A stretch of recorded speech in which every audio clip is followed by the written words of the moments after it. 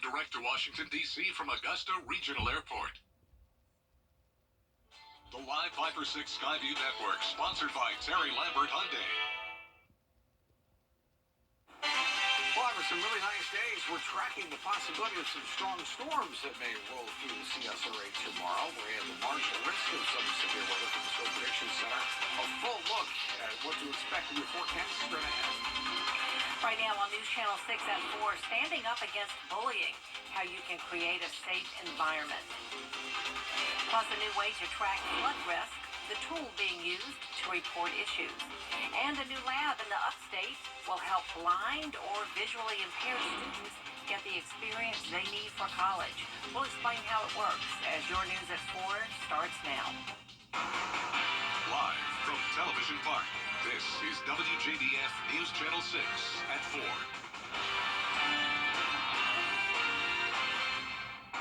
Good afternoon, everyone. I'm Jenny Montgomery. Thank you so much for joining us. October is National Bullying Prevention Month, and local school systems are working on ways to actively improve student safety. Bria Smith is here now with a look at how they're doing that. Bria? School administrators say preventing bullying is a joint effort between staff, parents, and students. This month, the Columbia County School District launches a new initiative. 1 in 5 students experience bullying, according to the National Bullying Prevention Center. So staff is making sure students feel safe by promoting bullying, gang, and drug prevention. Administrators say they hope 4 community forums over the next several months will help reduce incidents through a proactive approach. We're really trying hard to get more parents involved in providing education to our students about some safe practices when it comes to recognizing drug use. This is National Bullying Month, and so we're trying to get our parents involved as well with signs of bullying, what to do when there is some bullying going on. Tonight from 6 to 7:15 p.m., the first community forum will take place at Grovetown High School. The others will be held in November, February, and March. We will have those details about those on WJBF.com. Jenny? All right, thank you so much, Bria. 2 decades after her disappearance, the family of a missing Aiken County woman wants answers. It's this month's Cold Case Project. The children and best friend of Lisa Shuttleworth say she was always smiling, was a lot of fun, and she loved dancing. She went missing more than 20 years ago on Thursday, September 4th, 2003. The 34-year-old mother dropped off her son at the bus stop near their Miller Street home, got some gas, and then went back home. After a phone call with a friend mentioning that she was expecting another friend, she was never heard from again. Her son Ryan says the family needs closure. Just her being at peace, her having a proper burial somewhere we could go and talk to her. But I also do know God's timing is perfect, so I'll just hold on to that. You can catch the full story about Lisa Shuttleworth's disappearance right here on News Channel 6 at 5. For the complete story, go to our website, WJBF.com. Child trafficking in our area has been the focus of a series of reports from News Channel 6's Barkley Bishop over the last few weeks. And now we're inviting you to submit questions for a 1-hour special WJBF will be airing. Barkley will have an open conversation with the district attorney and several school leaders. You can submit your questions at WJBF.com and you will remain anonymous. We have a link on our homepage. Time now for our first check of the forecast. Chief Severe weather. We'll talk more about that in detail with your forecast all coming up. Jenny? All right, Tim, thank you very much. A new tool could help local river keepers collect data on new flooding caused by development. Hannah Latier shows us how you can use it. River keepers say more people are experiencing flooding in their neighborhoods. They've developed a new survey tool for people to report this and to help prevent it from happening again. New developments in low-lying coastal counties are risky business. Rainwater that used to go into wetlands or rivers is now going to homes, businesses, and other places that it doesn't belong. If this happens to you, you can report it on the application, and the Ogeechee Riverkeeper and Savannah Riverkeeper will use it to pinpoint flooding hotspots. That data can be presented to county decision makers and the public, hopefully improving developmental planning in the future. We used to have to say, we really can't, continue to fill the wetlands this way in this manner that we're doing. because it's going to cause more flooding issues, which is going to, negatively impact the public. For a link to that survey tool, visit us at WJBF.com. In Statesboro, Hannah Latier, WJBF News Channel 6. The South Carolina School for the Deaf and Blind has a new accessible chemistry lab. The lab is specially designed to cater to students who are blind or visually impaired. This will allow the students to earn credits necessary for many colleges and universities. It allows me to have a more deep dive into what we're learning in class, and actually being able to see how these chemicals react with one another, especially because I'm going into a scientific field. It means so much to me that I get to do chemistry this year. The school also purchased a color detector with sound. It will let students know when the chemicals change color. The new lab is located at the school's main campus in Spartanburg. The 15th annual Columbia County Charity Golf Tournament is coming up this weekend. Graham Lee shows us the special cause the tournament benefits. Ticket sales are supporting Georgia Sheriff's Youth Homes, which give foster kids a place to stay while they also get the TLC they need. There are 5 locations across the state of Georgia, including this one in Emmanuel County. The Harrington Homestead location opened in 1994, thanks to 3 members of the Harrington family that the property is named after. The 700 acres of farmland include a chapel, 3 cottages, a gym, and a pool for the children to enjoy. Resident Director Anthony McCassell says he was once in these kids' shoes, and it's a privilege to give them the same help he once had. For me, it's very touching because it goes back to my start with this, which was one of those residents and one of those children coming through the system and needing a home and needing a family. And this became my home and family. And here I am, and I'm sitting here speaking on behalf of what this organization and what Youth Homes gave to me. The tournament will be at the Bartram Trail Golf Club in Evans this Sunday. You can get raffle tickets for just $25. In Nunez, Graham Lee, WJBF, News Channel 6. Tonight, you can get a head start on trick-or-treating in Columbia County. Evans Town Center Park is hosting its annual Spooktacular Trick-or-Treat event. The park will be decked out in Halloween decorations. More than 100 candy stations will be set up, along with lots of food trucks and vendors. And it is not just for your kids, but your pets as well. A lot of dogs come out to the parks regardless, so they're going to be here, so we thought it'd be a fun way for them to be involved as well. And we do have a few animal hospitals and dog shelters that are going to be passing out candy and dog treats as well. The free event is tonight at Evans Town Center Park from 6 until 8. Also tonight, the Georgia Carolina State Fair opens at 5 o'clock. Tonight, admission is just $5 if you bring an empty can of Coke, Diet Coke, or Coke Zero. Gates open at 5 o'clock, as we said. News Channel 6's Brad Means and Jennifer Tracci will be live from the Midway during our 5, 5:30, and 6 o'clock newscasts. Happening now, a job expo for the Masters Tournament. It's going on at the Hub for Community Innovation until 6 p.m. Opportunities available include cleaning and food services. We have more information at WJBF.com. You can also view available positions and apply online at jobs.masters.com.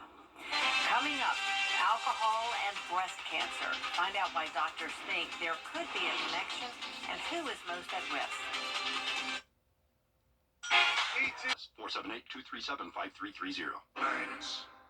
What makes the Icox Law Firm different?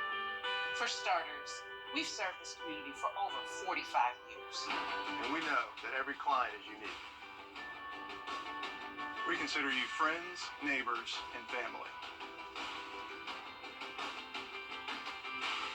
We've proven in the way we fight tirelessly for your justice.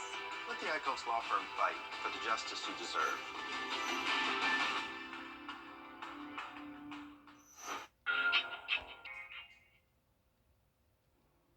Drinking alcohol could increase the chances of breast cancer for women of all ages. Liz Ortiz explains scientists are now trying to pinpoint who is most at risk and why. Jessica Becerra is living with metastatic breast cancer. I would be lying to say that it's not something that you don't think about constantly. I started reevaluating any negative kind of vices that all of us have. That includes alcohol, a known risk factor for cancer. There are hundreds of studies that show there's a direct association between consumption of alcohol and breast cancer risk. Dr. Cynthia Zano, a breast cancer survivor herself and researcher at Johns Hopkins, is trying to dig into why. We're looking at how the alcohol alters our DNA. And the reason we're doing that is we'd like to know who's at risk. The American Cancer Society says women who have one alcoholic drink a day have a 7 to 10% increase in risk. Up to 3 drinks a day, 20% higher risk. And while cancer prevention guidelines say it's best not to drink alcohol, it's recommended women limit their intake to no more than 1 drink a day. Be mindful of how much you drink and how often. I want to raise awareness for my daughter and for other women, just to know that this is one thing that we can change. Jessica Becerra now stocks her fridge with alternatives to alcohol and indulges in extreme moderation. It's really just being intentional and deliberate and being a lot more aware. Her cancer is responding to treatment, and she's taking every step possible to live a long, healthy life. Today I'm going to go out tomorrow. Scientists say younger women might be especially vulnerable because breast tissue is most sensitive to environmental exposures from the start of menstruation to first pregnancy during teens and 20s. You can show your support for the fight against breast cancer by taking part in the annual Miracle Mile Walk. It is coming up this Saturday, starting at... Today I'm going to go out tomorrow. Scientists say younger women might be especially vulnerable because breast tissue is most sensitive to environmental exposures from the start of menstruation to first pregnancy during teens and 20s. You can show your support for the fight against breast cancer by taking part in the annual Miracle Mile Walk. It is coming up this Saturday, starting at 8 o'clock in the morning. It goes till 11 at the Augusta Common. You can donate at miraclemilewalk.org. All proceeds support local breast health services through the Piedmont Augusta Foundation. Coming up, Miller Hyatt has your full forecast, plus how one North Carolina organization is working to find a solution for farmers inside the vegetables themselves. Don't go away. I'm Attorney Jim. On Saturday, 75, 73 on Sunday. Notice how cooler into the upper 60s, 68 degrees by the time we get towards the Monday, Tuesday time frame, Jenny, and temperatures into the 40s, but we will warm up as we get into the next week. Well, I love seeing all the sun in the tubes. Yes, Sunshine. absolutely. All right, got to tell you about this. One North Carolina organization is helping farmers keep food growing. Elisa Raffa takes us to a farm where innovation is in the DNA of their vegetables. On more than 12 acres here at Wild Hope Farms, they're growing more than 50 different types of produce. I mean, just take a look at the scope of these fields. It's even more unique than their variety in produce is their focus on community and climate resilience. Catherine Belk is the operations manager at the farm in Chester, South Carolina since 2017. Powered by the sun with more than 35 kilowatts of solar power. So we're growing in a way that I would kind of call beyond organic. We're using regenerative farming practices. Wild Hope is not only organic, but also hopes to be net zero in a few years. The U.S. Department of Agriculture defines regenerative farming as a sustainable way to work with the land. A lot of compost, natural fertilizers, mulch, and things like that. And so that is also beneficial to the ground. Promoting environmental stewardship and enhancing the quality of our food. No-till practices, diverse and covered crops all keep roots protected and carbon from escaping from the ground. Switching out produce. So you just want to make sure with all of your crops that you're rotating out of different crop families. And covering up soil, keep carbon sequestered. The soil also stays healthy, nutrient-rich, and ready for the next round of veggies. So when it rains or even pours, so that water is absorbed and it doesn't just run away. So we retain our topsoil, which is the most nutrient-dense part of the land. The land can still be fruitful from the bottom up. Taylor Holenbeck is the Grower Services Coordinator at Happy Dirt, an organic produce distributor based in Durham, North Carolina. Owned by 16 farmers, Happy Dirt helps growers distribute, market, and package their produce. The organization also connects farmers with innovators from across the country. Like breeding resistance for disease and breeding adaptability into our food system. In the last year, the EPA found agriculture is responsible for 10% of our greenhouse gas emissions nationwide. But when you zero in on methane, the most potent heat trapper, farming practices are responsible for 36% of those emissions. In North Carolina, that number jumps to nearly half. The goal for these farmers is not just to alleviate the problems in our food system, but to be trailblazers in the solution. That is pretty cool. Coming up, a reporter's reaction to eating a Polish dog goes viral. We've got those details for you coming up right after the break. Over the last 20... Call Bailey's today. At the top of the hour, we'll see Brad Beans and Jenna Petracci at the State Fair. But right now, check out this reporter's reaction to eating a Polish dog. Polish dog and see what this is all about. Let me get a bite of this.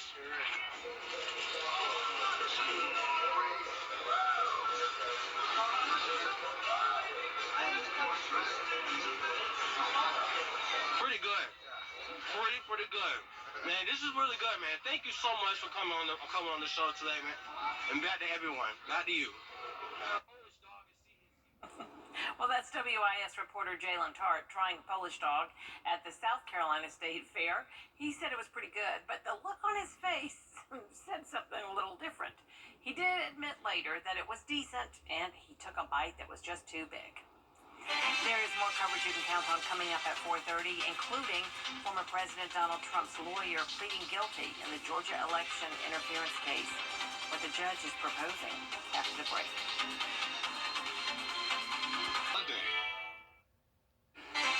Well, after several days of really nice temperatures and beautiful sunshine, we have a cold front out towards the west that will be here, and that promises to bring some thunderstorms tomorrow. A full look at that Viper 6 forecast straight ahead. Right now on News Channel 6 at 6, October is Bullying Prevention Month. We'll hear from experts about the effect bullying can have on a child. Plus, cracking down on non-paying hotel guests.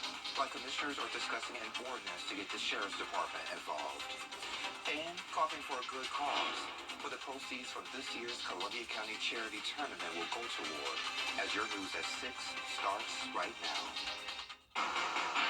Live from Television Park, this is WJBF News Channel 6 at 6. Well, good evening. Thanks for joining us. It's great to see you. I'm Sean Cabbage-Stock. Coverage you can count on begins with Bullying Prevention Month. Our Bria Smith spoke with local experts about what to do if you or someone you know needs help. When we can really work in that business of prevention, we're getting a lot closer to solving the issue. Right? It's an issue Pacers National Bullying Prevention Center says impacts 1 in every 5 students in the U.S. When we see something, saying something about it so that we're visible, that we're all have each other's back, that whether it's going into a restroom, that we have people that a student would feel safe to be able to go to the restroom between classes. So I sat down with local child psychologist Layla Boyd to talk about the impacts bullying can have on a student or child's mental health. Talk about their experience about being very scared to go to school, scared to get involved in extracurricular activities. But the thing that concerns me the most about what they told me is the anxiety that develops. And within the local school system, administrators are making sure they can break down the barriers of stress in the classroom setting. Let's talk for them, and it's for our parents, and it goes along with the theme that we've had for the last 2 years of safety being a shared responsibility. And we're really trying hard to get more parents involved in providing education to our students. 36% of children living in Richmond County live in poverty, and some I spoke with say almost anything can be a reason for bullying. That's why organizations like the Hub do what they do.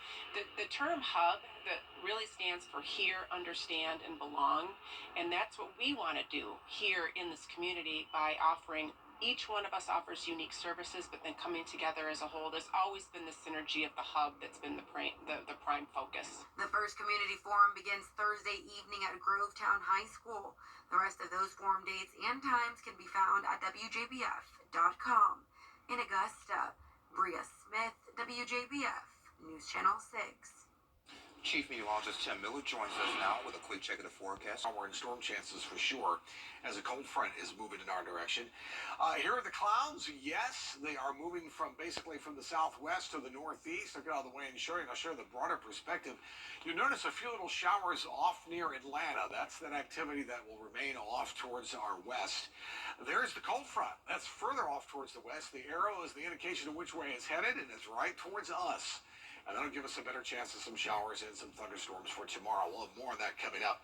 In the meantime, temperatures tonight going to the fair, beautiful, into the mid-60s. I'd still bring a jacket because you want to stay nice and warm, especially any ride that's going, faster than the speed of sound, which in my feeling most of them would be. But I know who knows how fast these rides are going, how things are going out there. That's our own meteorologist, Jenna Petracci, who's out there at the Georgia-Carolina State Fair. Jenna, what do you got for us tonight? Well, Tim, I got a funnel cake. Exactly what I said I wanted to accomplish tonight. I got it, and I already tried it, and it is fabulous. The first funnel cake I've had in years, I would say. And not only is there funnel cake here, but I'm seeing a ton of great food in front of me. We've got the King of Tacos truck. That looks very intriguing. Of course, your classic fair food, nachos, hot dogs, french fries, you name it, we've got it. And it is just a beautiful night to come out here. The weather is fantastic, as Tim mentioned. A little bit warmer. We actually made it into the low 70s. You can tell that I am definitely not cold out here. I've got my short sleeve on. But if you're about to head to the fair, I would definitely wear at least a long sleeve shirt or bring a light jacket because our temperatures will be falling into the low 60s tonight. But the clouds that are moving in will help keep us a little bit warmer than the previous night, so that's good news. Tomorrow, the rain should clear up just in time to head to the fair, and the weekend will be beautiful as well. So if you haven't made it to the Midway yet, definitely come and bring your kids and all your family members to the fair. There is so much to do here, so many great shows, food, and on top of that, the weather is great. So just beautiful fall-like weather to enjoy. So definitely come out and take advantage of it. Reporting live at the Georgia-Carolina State Fair, meteorologist Jenna Petracci, back to you. And Jenna, bring me a funnel cake as well, please. Thank you. A new tool can help local river keepers collect data. Softball and volleyball playoffs continue. We'll hear from South Carolina's women's basketball coach. She's Dawn Staley on the Gamecocks' outlook for the season. You can see a lot of light. Your cars are out there actually hydroplaning. Aiden, Mama? She's on her way, bud.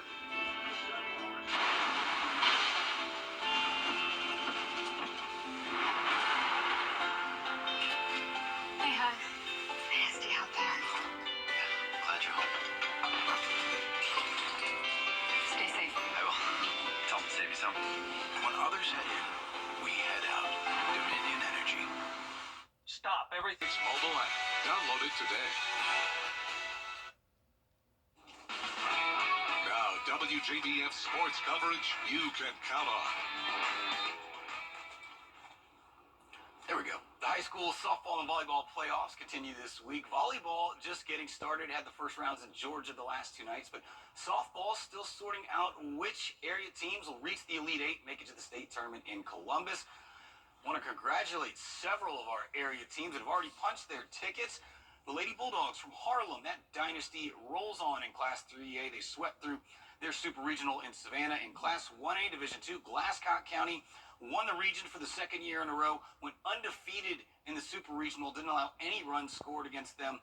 They are moving on. And the defending champs from Emmanuel County, also in Lady Dogs, swept their way through the super regional. Washington Wilkes is in Class 1A Division II as well. Here are those first round matchups for them. The tournament in Columbus begins Wednesday, October 25th, runs through the 28th. Still have some other area teams still alive, and just found out the ladies from Grovetown will head to the Elite Eight as well. They beat Marist, Screven County, knocked Jefferson County out. They take on Temple for a spot in the Elite Eight. Lakeside looks to stay alive against Alcovey. Best of luck.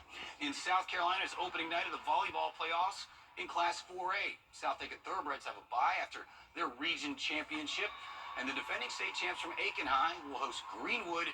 The ladies from North Augusta will be on the road tonight at Greenville. We're going to announce the rosters for Border Bowl 11 this week on Football Friday night. You still have time to vote for the 44 Strong Player of the Week at WJBF.com on the sports page. We'll announce the winner Friday at 11:35. The South Carolina women's basketball team made another run to the Final Four a year ago, but Dawn Staley and the Gamecocks only returned 6 players from last year. Not a whole lot of experience. Have to replace the entire starting lineup from that team that lost just 1 game all season. But at SEC Media Days, Staley says it is not a rebuild. It's not a rebuild. It's not a rebuild for us because we're very talented. Like, we got talent on our team. We just lack a little bit of game day experience. I mean, half of our roster, have played in some high-level basketball. We just have to up their experience, and we got to create that and assimilate that in practices. So when the games come, it's more natural for them. Staley's been on a world tour. She was at Game 3 of the WNBA Finals, Game 1 of the NLCS in Philly, back to the WNBA Finals in Game 4, where she saw former Gamecock Asia Wilson take on the MVP as the Vegas Aces won their 2nd straight WNBA title. And the Augusta University men's basketball team picked 10th in the Division II men's preseason poll from College Basketball Nation. Jags play an exhibition game tomorrow, Friday, October 20th, against Georgia Southern down in Statesboro at 7. And then they'll open the regular season November 10th on the road at Mount Olive. We will be right back. South Carolina's electric cooperative. The CSRA's favorite news app is now even better with easier access to local news, weather, and streaming video. Download the News Channel 6 mobile app. Oh, so this is pretty neat. NASA's Juno probe is getting the closest looks we've ever gotten to one of Jupiter's moons. Juno is closing in on Io. That's the most volcanically active moon in the solar system. These images were taken about 7,000 miles from the surface. Juno will get even closer, making its closest pass by Io in December and again in January. All right. There you go. 72 chance of showers and storms tomorrow. Pretty good bet. Then we'll dry on for quite a bit. Cool off a little bit early next week, then back to the mid to upper 70s. Great fall weather after the rain. All right, and thank you for joining us. We're back at 7. Have a great evening.